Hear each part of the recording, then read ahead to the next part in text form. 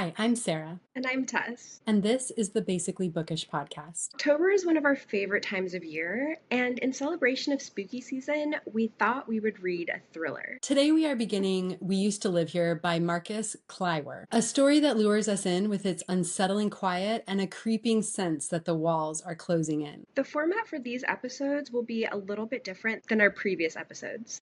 In a nutshell, we'll be reading a section of chapters to discuss together, but we won't read ahead so we can speculate about what might happen in the story next. And we'd love if you join in with us and read along too. Think of it as a digital book club. Today we're covering chapters 1 through 6, so expect plenty of eerie atmosphere, strange encounters, and the kind of dread that keeps you turning pages long after dark. Let's unravel the layers of this haunting start together. But before we do, don't forget to like, subscribe, and find us on all social media at Basically Bookish Pod. And let's hop into it. All right, before we get started, I wanted to talk to you about something, Tess. I'm listening to this on audio. You're reading the Kindle version. And I noticed in the audio that whenever they play some of these extra documents, there's like a Morse code sound combined with like a plane crash. And I'm not really sure what it is, but I can play you a little bit here if you'd like to hear it. Yeah, definitely. At the end of each one of these chapters, it contains different snippets from different documents or police reports, different articles, and things like that. Right, yeah. Thanks Yeah, for play it. saying I'm that. so curious.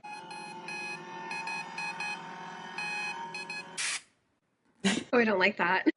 Yeah, so that's how it It definitely begins adds and to the creepy ends. ambience. Right. And I was trying to guess what that sound is. Like, is it a plane crash? Is it like a communicator or something like that? But then it occurred to me a couple days ago, I think it's Morse code. It's that beep, beep, beep, beep, beep, beep, beep, and then it fades out. So it's almost like it's like a radio, or it definitely has like a cut sound. So it sounds like the radio, but it also sounds like a plane crash. I don't know. Very strange. So creepy. Yeah. Okay. So let's begin. All right. The Yeah. name So of the take us through chapter 1. So the name of the first chapter is Outsiders, and we are introduced immediately to our main female character, aptly named Eve. Her name is Eve Palmer. Eve says right off the bat that there is an unannounced doorbell ring, and that tells me all I need to know about the narrator of this story, and I concur. Unannounced doorbell rings are the worst. Eve describes a well-dressed family waiting on the stoop for her, 2 older boys and a younger girl. Mom and dad are in their early 40s, and the father is tall with brown hair, and the mother is pale blonde and petite.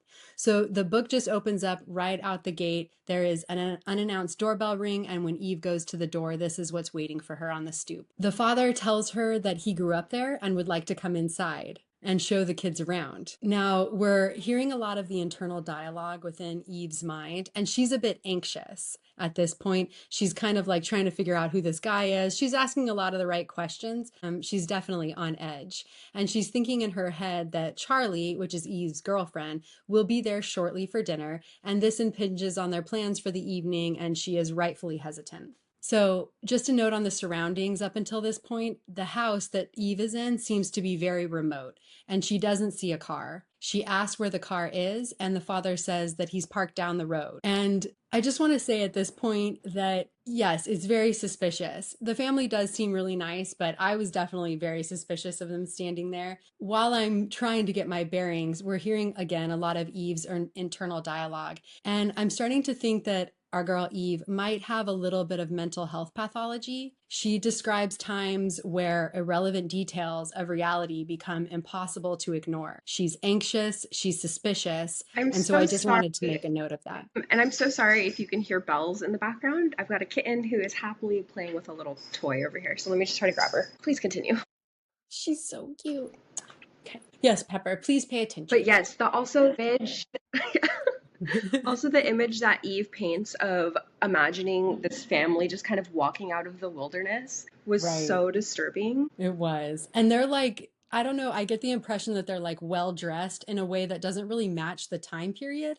Like they kind of have like these wool coats on. And I just pictured them as sort of this like almost like 1950s-esque perfect little unit family coming up out of the woods. Absolutely. Eve is definitely smart enough to realize that the situation is dangerous and that these people could attack her if she lets them in the house. but she assuages her fears by manipulating her intuition, by saying that she's never heard of a group posing like an entire family that comes in and attacks the owner and other things like that. The mental health problems are quickly confirmed with the introduction of Mo, the name she has given to her paranoia. Mo talks to her and says things, spreading doubt, pointing out somewhat innocuous details as very suspicious. And he's sort of got an oily sounding voice within her head. He tells Eve that Thomas is lying right off the bat. Mo is also personified as a childhood toy. Yes. She describes him almost like the little monkey from Toy Story with the symbols, but he's different. He has white fur, orange eyes. He wears, I think, like blue overalls and has like a straw hat. And in her mind, he is essentially a knockoff version of the Toy Story symbol monkey. Right. Which is terrifying, honestly. Yeah. Yeah, exactly. I was starting to think, I was like, oh, she doesn't seem so well. And then I was like, oh, yes. Okay, here we go. Unfortunately, I really found myself relating to her. And I was like, yes, what could be worse and more horrifying than unexpected guests late at night, and then the anxiety of just trying to people please. Sometimes it's easier to just say yes and get things over with really quickly than to try to like assert a boundary.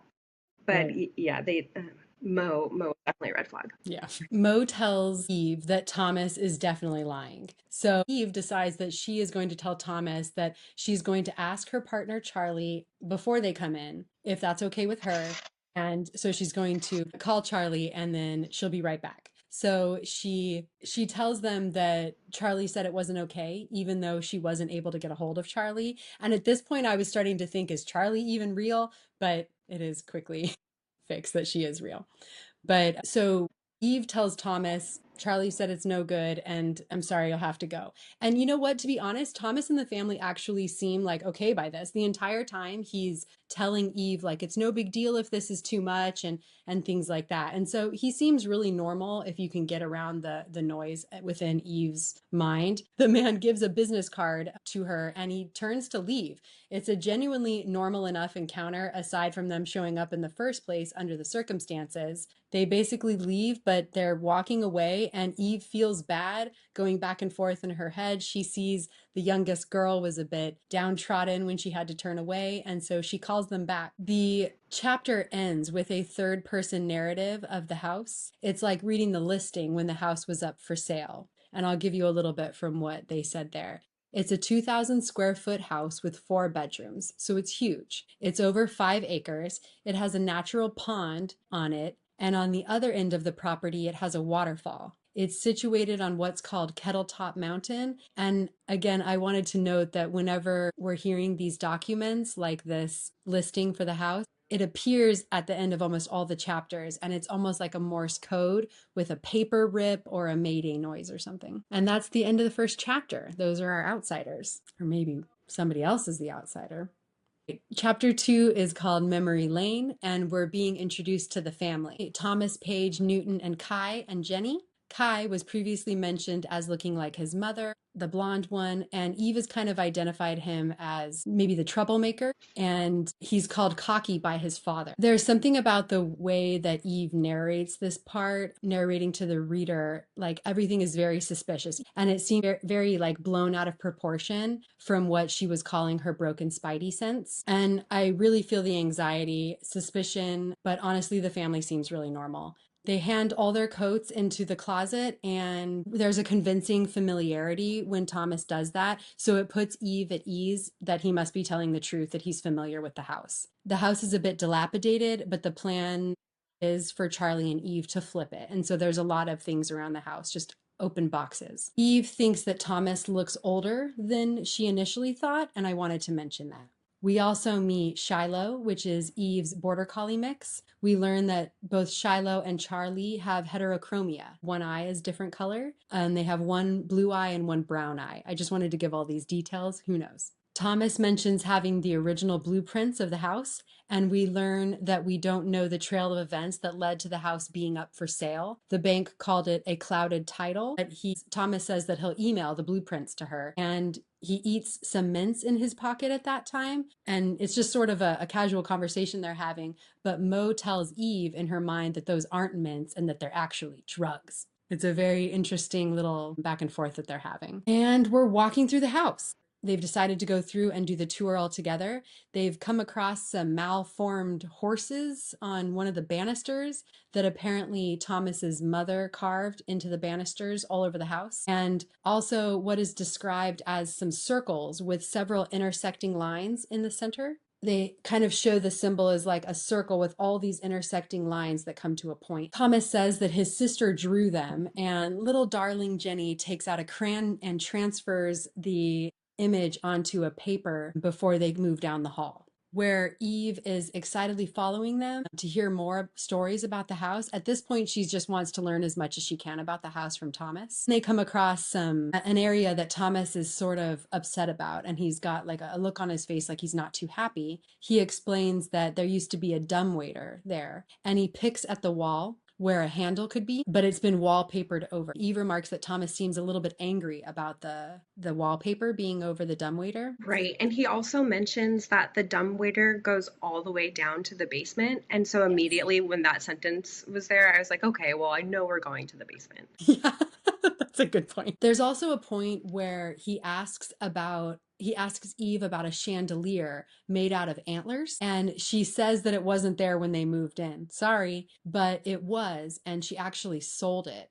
I think it's still on the property, or they had just moved it away a couple days before. And so there's already like a little bit of Eve once again trying to people please, even with Thomas and his memory of the place. Yeah, and he mentions that his father killed all the critters that were on that chandelier. Right, that's true. And again, Eve remarks that Thomas doesn't seem to buy her story about the chandelier not being there, which is very interesting. All right, and we've come to the room that Thomas's mother had painted in, and also to the grandpa's study. So we're just going by, and it's just like he's going into each room and saying, this is where my mother used to paint, this is where my grandpa's study, and just showing her all around the house. But then Eve, out of the corner of her eye, witnesses Kai slap Newton across the face out of nowhere when the parents aren't looking. And I think that feeds more into Eve's distrust of Kai. Eve has a fear of attics, but she has an unchecked phobia of basements. She's quite on edge, and like clockwork, the dog starts growling at the basement when we come to the basement. But we find out that Shiloh just really hates bugs. And when she opens the door, we realize that there are some common house ants on the ground and that Shiloh hates ants. It's very much like creepy, creepy, creepy, spook. Oh, it's nothing. You know, there's many little moments like that. Jump scares. Yeah, jump scares. That's right. Eve really wants them to leave at this point. She's kind of been tossing this around, and there's a lot of activity in her head, and she'd really like them to leave. And she can tell Thomas is feeling a bit uneasy about something as they put their coats back on and are getting ready to leave. The boys are fighting in the corner, and Thomas, quietly under his breath, he's just sort of like wrapping things up with Eve. He says something along the lines of, have you ever like seen anything weird happen here? But he gets pulled away by the boys. And so Eve doesn't really hear what he was going to say, like weird, like what? He doesn't really finish the sentence. And so she isn't really sure what it means, but it makes her a bit uneasy. But it's right about that time that they realize that Jenny, the youngest, is missing. And Thomas explains that she likes to play surprise hide and seek. That in and of itself is just creepy, even if it was the middle of the day in a field. I was going to say, as a mother of like two small children, how do you feel about some spontaneous hide and seek in a stranger's house? Surprise hide and seek would be not something that would go unchecked for any amount of time. You would play that one time and never again. So scary. And Charlie is behind schedule. This whole time, Eve's just in the back of her head realizing, where is Charlie? She should have been here by now. And this again is feeding into the reader's mistrust of Eve's narration, I think. think. Because at this point I was like, oh, Charlie's for sure not real. I feel like you picked up on this so much faster than I did because the entire time I was just like, things are sinister. This isn't right. Where is Charlie? What's going on with her? And I was still pretty much bored with Eve. Just like Yeah. something's odd. Maybe they did something to Charlie. Maybe she was about to be home and they found her. I don't know. My brain was Yeah, going I everywhere. think like right in the beginning, like the first sentence is like the doorbell rings unannounced. And I was like that's hilarious. Like what doorbell has not what is the announcement? Like, and I just kind of felt like we were definitely meeting a narrator that was peeking behind her eyes at everything and just like very scared of what's happening. And so I didn't feel very trustful of her, but I don't know. Everything's working out to her. So I don't know. Eve sees a light out in the distance, out in the woods, and it looks like the light that Jenny had on the end of her pen. I forgot to mention that she had a pen that she popped and there was a light that appears on the end of it. And so it looks a lot like that pen. So Eve thinks, oh, she's outside. She's ran outside somehow. She's gotten out there and we're going to go find her. But then they realize that the wallpaper over the top of the dumbwaiter has been torn off. And Thomas remarks that Jenny really wanted to go down to the basement, but Thomas told her no, and Eve didn't want to go down there. So it looks like Jenny probably went down to the basement. And the chapter ends with another document with the Morse code and those noises. It's an ad for rehoming a chocolate lab named Buckley. It seems an incident happened with the dog and the owner's son, and they would like to rehome the dog. But the dog itself seems fairly friendly and they just want to get rid of it. And again, with the plane sounds and the radio correspondence, and the chapter ends. All right, let's play some hide and Yeah. seek. Yeah. So it's chapter 3. Thomas and Eve head down to the basement, leaving the rest of the family waiting upstairs. Thomas suggests splitting up to find Jenny because the basement is actually really big. It's bigger than the house itself, with all of these sort of alcoves and places to hide. Great. Yeah, when he said that the footprint of the basement was larger than the house, I got the biggest creeps. That means they're tunneling. They're tunneling under the house. Yeah, No. don't do It that. did take me back to House of Leaves in a way, and I was like, oh, here we go. This is Yeah. horrible. Yeah. In the best way. And also, of course, like you go down to the basement with a strange man, and he's like, you know what we should do? Let's split up. Right. In the dark. No, thank you, Thomas. No, thank you. Anyway, he says that this is all a game to Jenny, and that if Eve sees her on the move, she should just try to grab her.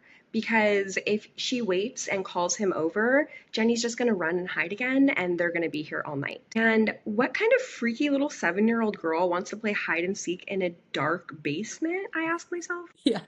Anyway, the pair split up, and Eve is wandering around in the dark when she sees a line of ants, all moving in one direction. The ants lead her into a room with fleshy pink colored walls and the white and black tiled floor. We forgot to mention it earlier, but another detail that Thomas knew was that underneath the flooring, the original flooring was this like white and black tile. So this room has that original tile in it. In the corner of the room is an old wardrobe with shuttered doors, and Eve catches a glimpse of eyes from behind the door. But when she opens it up, it's empty, except for a painting that's covered in dust. I know, it's like this whole thing, the squirming ants, the eyes glinting, the light coming on in the woods. There's just so many instances that I was like on edge reading this book. Right. Yeah. And like I noticed there are all these little things that, like you said, why would she want to play in the basement? And see, this is when I was starting to get suspicious of everybody. I was starting to think, okay, that's fake. No kid's going to play alone in the basement. Like Thomas is just telling stories. And then along this whole time, every time that Eve doesn't know something in her head, she'll go, oh, Charlie taught me that, or Charlie showed me that, or I know that through Charlie. And so having like this person that hadn't showed up in the story yet that has all the answers, that was for me like, I don't know about this Charlie character, because anybody who has all the answers is like omnipresent, omnipotent, and that's not a real person. And so this is when I was starting to be Right. like, okay, these people are fake. Jenny, a little girl, would never play down in the basement, and Charlie, some woman who we've never met, knows everything, is so cosmopolitan. I can't wait to talk to you about theories because my head was all over the place. I'm like, aliens. It's something like weird and spiritual. They're Vampires. ghosts. I don't know. Yeah, anything. Yeah, who The knows? dog. The And dog's in on it. walkers. Exactly. My own paranoia, like, oh Yeah. God. Something about Buckley and Shiloh. They're doing something. Yeah. But anyway, she finds this painting that's covered in dust, and as we learned earlier, Thomas's mother used to be a painter. And she figures she was just imagining the eyes because of the way her flashlight shined off of the metal. And this whole time, she's trying to stay present, like naming things that she can see, things that she can touch, things that she can smell, which again, as somebody who does like have a lot of anxiety, I found very relatable, right? Eve wipes the dust off of the painting to reveal that it portrays a chocolate lab, which again, like my little ears perked up because like you were just saying, we just read an article trying to replace a chocolate lab, right? So it's of a chocolate lab facing the tree line of the woods. Its ears are pointed and its tail is straight as though it sees somebody. Beside the dog resting on the ground is a red lantern. The painting gives Eve a sense of dread, but she wonders if Thomas's mother painted it. She peers under the dresser to see that all of the ants are pushing to get in between a crack in the tile. So she goes to move out of the room, but notices that there's an old pegboard near the door, and the patina of the wood, there's the outlines of old tools that used to be hanging there. And she notes a saw, a drill, a hammer, not murdery at all. And again, still like in my head, I was like, I'm with her. This is weird. This is very strange. Yeah. She goes back out into the hallway, and there's a figure standing deathly still with its back facing her. It's Thomas, and he's blocking the exit. His flashlight is pointed down at his feet, and he's just standing there. He doesn't answer when she calls his name, and the vibes are just truly terrible. She gets closer, and he startles, telling her that his hearing isn't what it once was, and they both agree that they hate basements. What did you think of that scene? Yeah, I was like on the edge of my seat. I couldn't figure out what was happening. I mean, there's no doubt the way she describes it, something really weird is happening. He didn't just not hear her, there was definitely something creepy going on. Looking straight down with his flash. Yeah, Yeah, it's giving exorcism. no thank you. Yeah. But Eve asks Thomas if he's had any luck finding his weird daughter, and he says he kind of did. And he takes Eve to the other side of the basement and shows her this tiny alcove tucked away behind a very small opening that would be really hard even for a kid to fit through. Let's call her out of there, right? Wrong. Thomas insists that she'll just wait them out if they call to her, but it's not safe. No, it's fine. Thomas and his sister used to hide there all the time. Well, should Eve go and get her?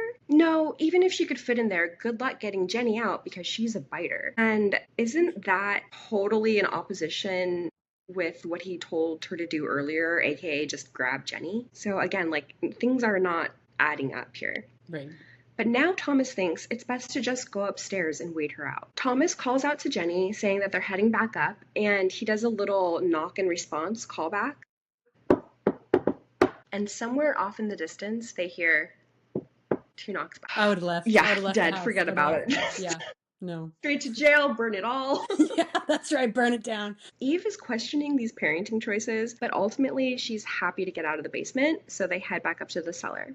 Then we get a document. It's an old advertisement from the Yale Courier. The headline is, "Heavy Metal Invades Yale." Apparently, there's a favorite local metal group, the Ring of Eyes, which will be playing a show at McGuire's Pub. From that, I was like, okay, Satanic Panic, maybe? I don't know. Like, right. Yeah. And I did forget to mention that we are in Yale adjacent cities. So it's a big college town. So chapter 4 is called Communion. We are back upstairs, and the family is sitting there eerily quietly. Thomas tells the group that they're just going to wait for Jenny to come up on her own, and Paige is not happy with this decision. She's rightfully worried that her daughter could get hurt, and she and Thomas go off to the side room to have a little argument. Eve leaves the room, but she's eavesdropping on them, and she can actually see their reflections in one of the windows. So she can see them talking to each other and hear what they're saying, but they can't see her.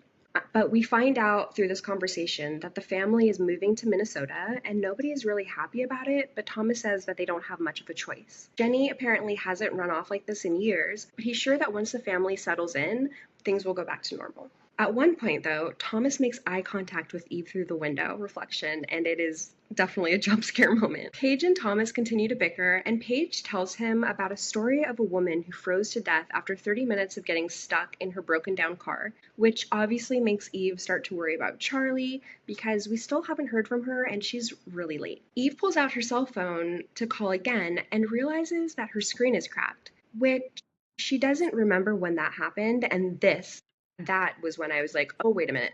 Okay, what's happening here? That was the point that I was like, okay, maybe we're dealing with an unreliable narrator. But it took me to this point to be like, oh, okay, something's off here. But Hmm. she also sees that she's got both a text and a missed call from Charlie. And right on cue, Charlie comes through the front door. And now that I have you in my head too, I'm like, yeah, this is obviously really weird too. Like now she just gets the text and stuff, and like at the same moment, Charlie's walking in. Yeah, there's a lot of like perfectly circumstantial situations that are happening just perfectly. Yeah, yeah.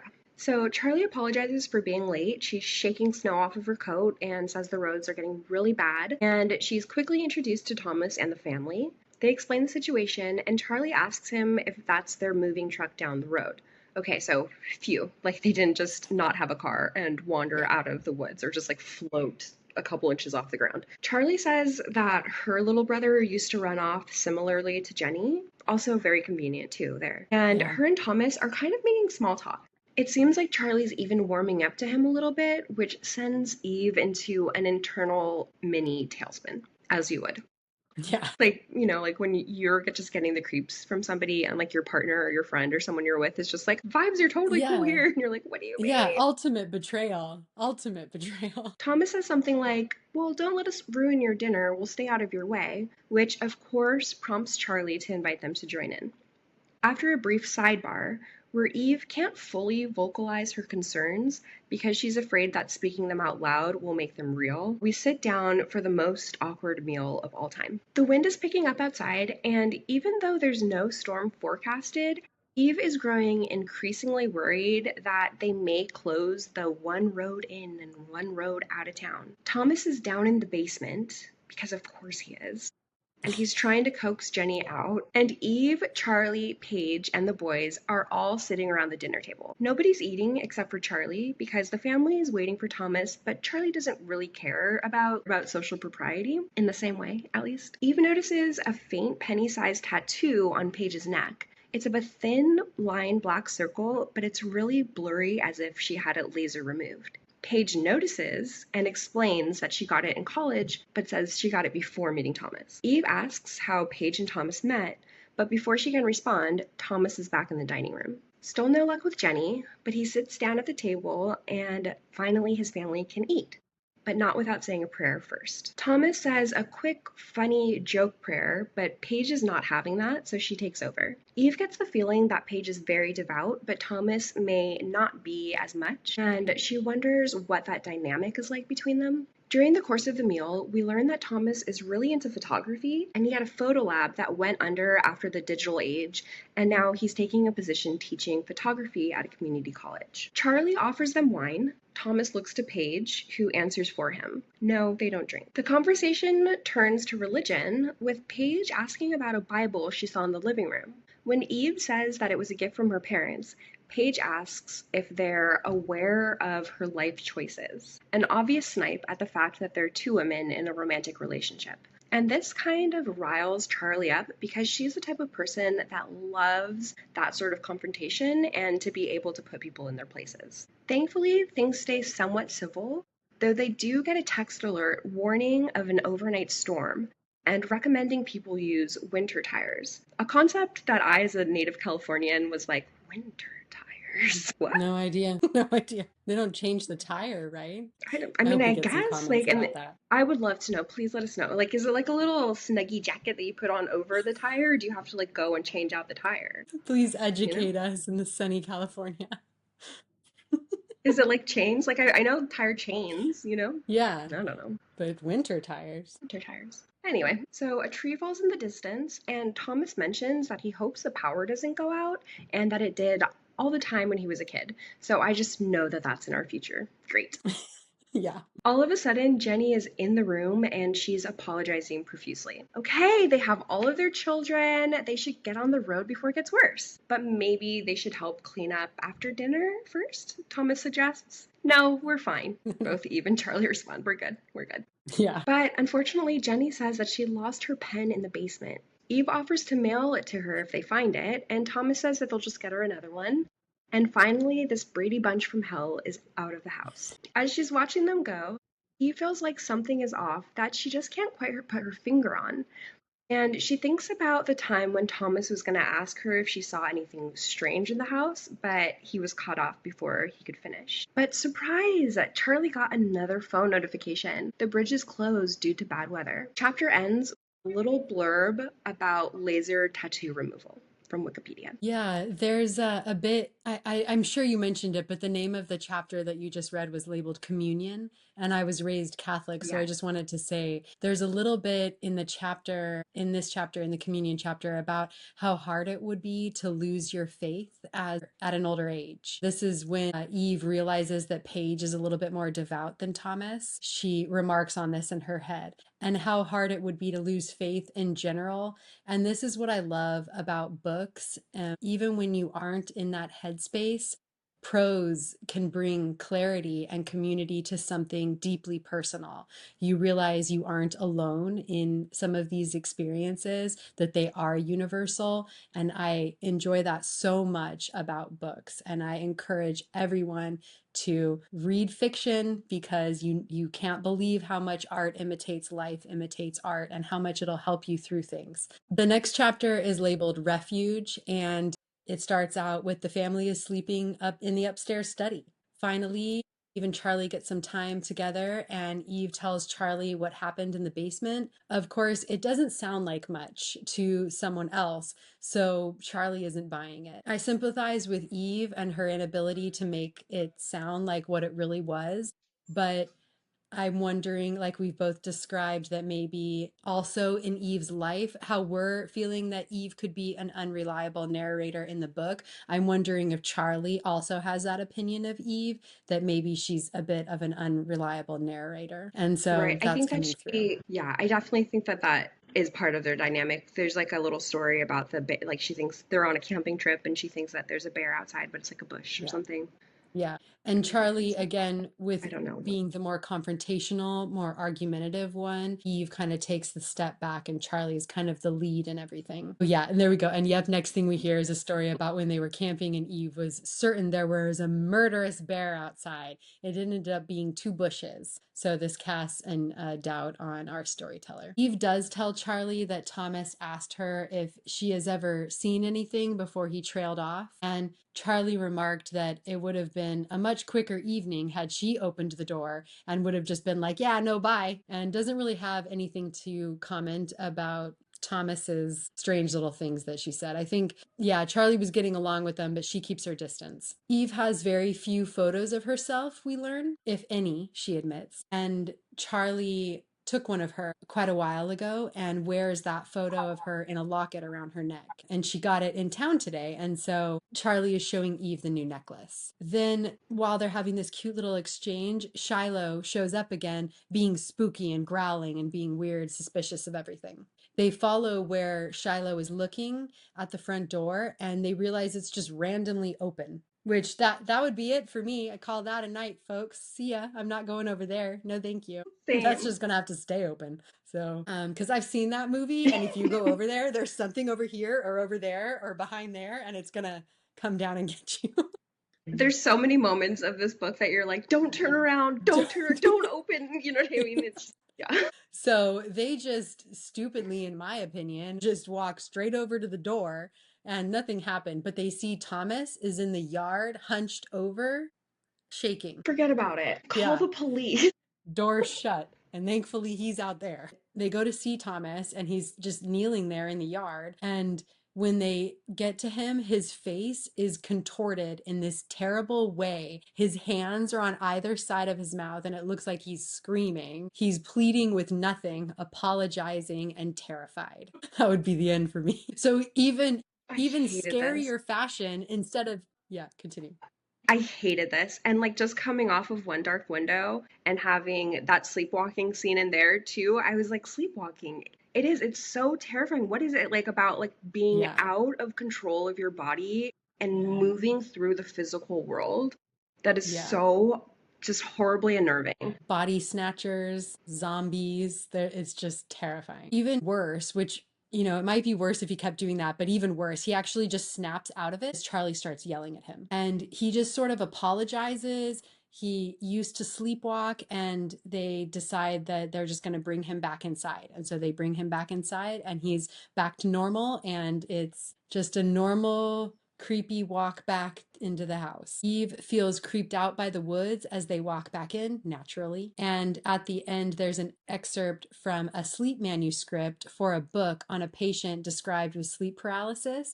It tells us that there are common shared hallucinations across cultures, and also telling how bizarre the reports can be. It says she was treated for sleep apnea, and then there were less occurrences of sleep paralysis, almost like making it a medical condition. Had she not had been so anxious and had her sleep apnea been treated, there wouldn't have been sleep paralysis. Right. And just another creepy little detail, her sleep paralysis demon was a cardboard cutout of her recently deceased father, who that was being held up by like an older woman that would like hunch behind it, laughing and smiling and just like edge closer and closer to her bed. So scary. I It's so scary. I don't think I'll ever forget that. Yeah. I think I just wiped it out of my mind so that It's I didn't so have to remember it. scary. I'm sorry.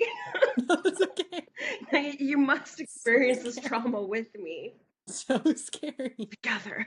We love reading books, us So reading the scary. books, you know. I have to read this book like in the morning when my husband's home. Right. Yeah. No, it's too scary. I needed to read like one little section, and it was like after 10 o'clock, and I was like, well, that's for tomorrow, folks, because we won't be able to sleep. All right, the next chapter is called Old House. And Thomas is apologizing for frightening everyone. He's sitting on the couch, and for some reason, Charlie thinks that giving him a beer would be a good idea. And so he's sitting on the couch drinking a beer, and he explains that he used to have night terrors when he was a child, but then magically in high school, when he learned what the cause of the terrors were, they all just went away. And that's reminiscent of the article that we just talked about, how if you treat something medical and then suddenly this sort of supernatural thing just stops happening. I think we also get a little glimpse into the religious indoctrination that his parents were kind of putting on him and his sister as well too, because he was saying that his parents were just saying that it was the devil. That was the reason why Right.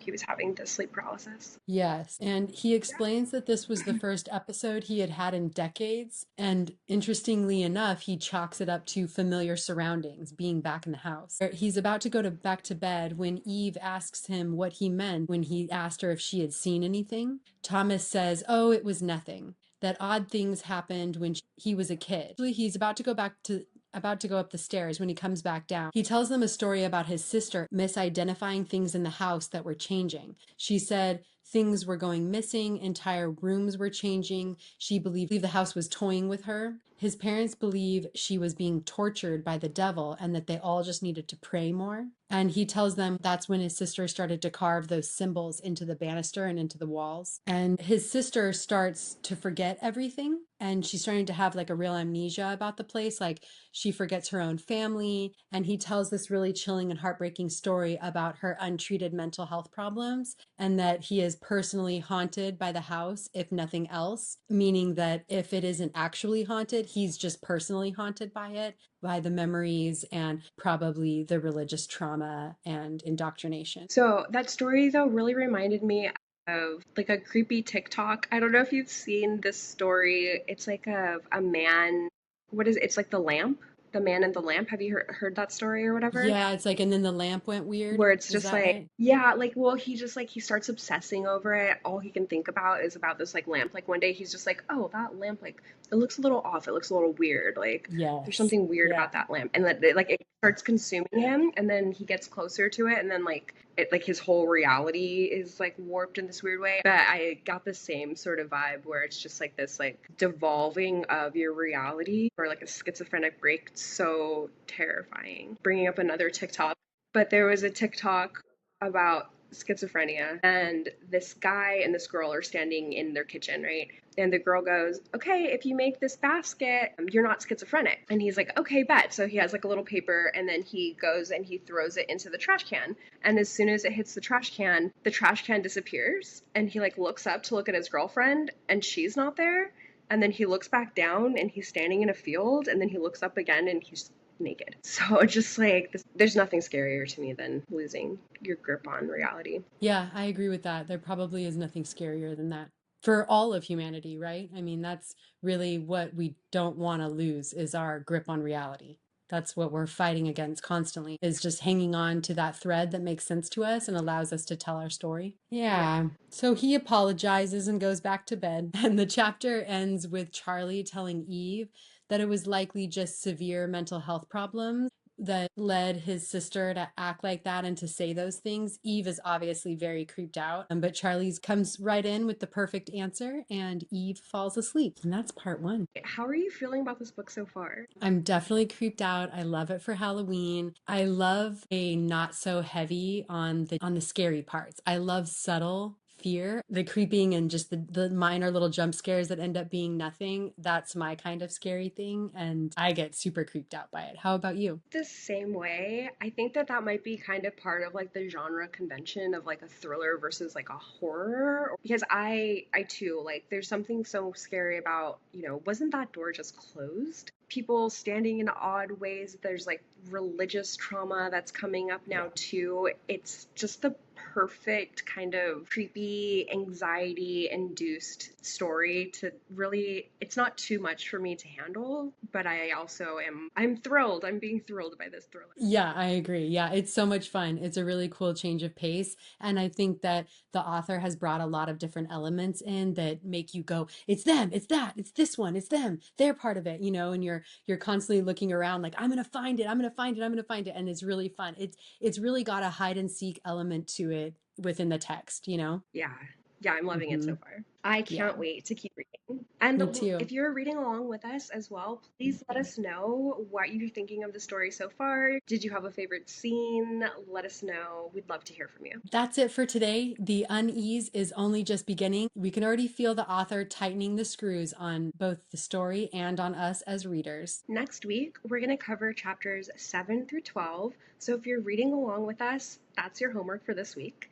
And we'll see just how deep this unsettling descent goes. Before you go, don't forget to like, rate, and subscribe. We'd love to hear from you. We're also everywhere on social media at Basically Bookish Podcast. Reach out. We'd love to hear what you're reading. Until next time, keep the lights on, keep your books open, and we'll see you in the next episode of Basically Bookish Pod. Happy reading!